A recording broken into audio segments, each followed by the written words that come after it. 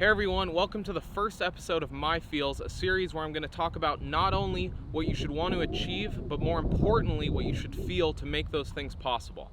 I'm Tristan Tanner, part of Team Latitude 64, and today I'm going to be talking about forehand approaches. First thing I want to talk about are some things that people want to achieve with the forehand approach.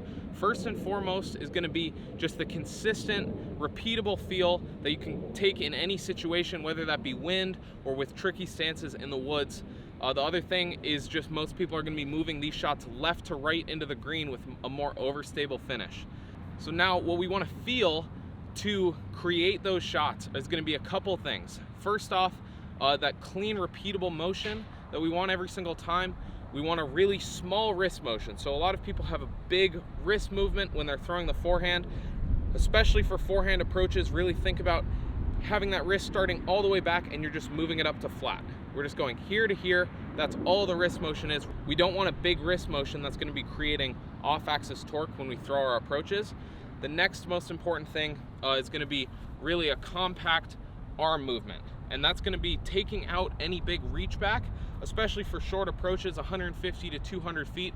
You can start just right here with the elbow really loose, the disc far forward, and you're just going to be snapping it forward from that motion. That's going to give you a really nice, clean, compact movement that's going to create a lot of spin and a good touchy snap that's going to help the disc land softly, even if it's coming in on a more overstable angle.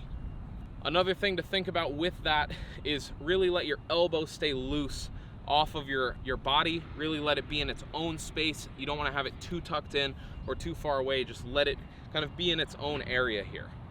Those are some of my feels for the forehand approach. Let's take a look and see what it looks like.